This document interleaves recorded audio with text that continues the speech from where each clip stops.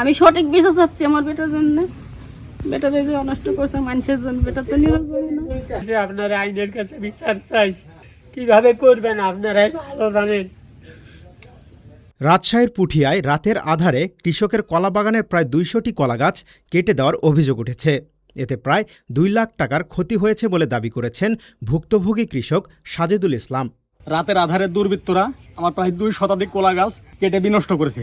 এই জমিটা আমি এনজিওর মাধ্যমে ঋণ নিয়ে লিজ কিন্তু জমি আমার এটা। জানা যায়, কলাবাগান করার জন্য তিনি অন্যের কাছ থেকে জমি লিজ নেন। এরপর কলাগাছ লাগানোর জন্য একটি এনজিও থেকে ঋণ নিয়ে সেই টাকা বিনিয়োগ করেন। দীর্ঘদিন ধরে পরিচর্যার পর বাগান থেকে ফলন পাওয়ার অপেক্ষায় ছিলেন তিনি। তবে তার অপেক্ষা যেন নিমিষেই শেষ হয়ে গেছে। কে বা কারা রাতের আধারে তার জমিতে প্রবেশ করে কলাগাছগুলো কেটে ফেলে বলে অভিযোগ করেন সাজেদুল। এতে তার প্রায় ২ লাখ টাকার ক্ষতি হয়েছে বলে দাবি করেন তিনি।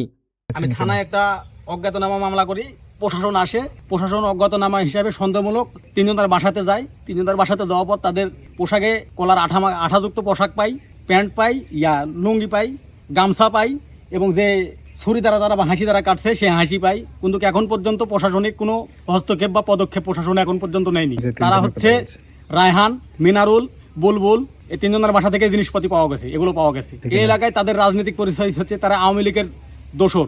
সাজেদুল ও তার পরিবারের সদস্যরা জানান, কলাগাছগুলো কেটে দেওয়ায় তাদের সংসার অনেকটাই অচল হয়ে পড়েছে। কলাবাগানে বিনিয়োগ করা টাকার পাশাপাশি এখন এনজিও ঋণ পরিশোধের চিন্তায় রয়েছেন কৃষক সাজেদুল। সে আমার স্বামী সকালবেলা জমিতে সেচ দিবে বলে আসি, দেখে পাইপগুলোও কাটছে, আপনার জমির এই কলার গাছগুলো কাটছে। এখান থেকে স্বামী তো ধরেন বাড়ির যায় সেই কান্দাকাটি শুরু করে দিছে, মাথা ঘুরি পড়ে গেছে। কি করে সহ্য করবি বেটা ধরলে গেলে? বেটার ঘরে তুই ডিবি টিবি খাওয়াবি কি করি, পড়াবি কি করি, বেটা কি করিস? বাগান থেকে আয় করে ঋণের টাকা পরিশোধের পরিকল্পনা থাকলেও কলাগাছ কেটে দেওয়ায় সেই পথও বন্ধ হয়ে গেছে। সাজেদুল বলেন, ঋণ নিয়ে কলাগাছ লাগিয়েছিলেন তিনি। এখন বাগান নষ্ট হয়ে যাওয়ায় কিভাবে সেই ঋণ পরিশোধ করবেন তা নিয়ে দুশ্চিন্তায় রয়েছেন। একই সঙ্গে জমির লিজের খরচও তাকে বহন করতে হবে। এ ঘটনায় সাজেদুল ইসলাম পুঠিয়া থানায় লিখিত অভিযোগ দিয়েছেন। অভিযোগের বিষয়ে পুঠিয়া থানার অফিসার ইনচার্জ ফরিদুল ইসলামের সঙ্গে যোগাযোগ করা হলে তিনি জানান, আমরা দ্রুত তদন্ত সাপেক্ষে ব্যবস্থা গ্রহণ করব।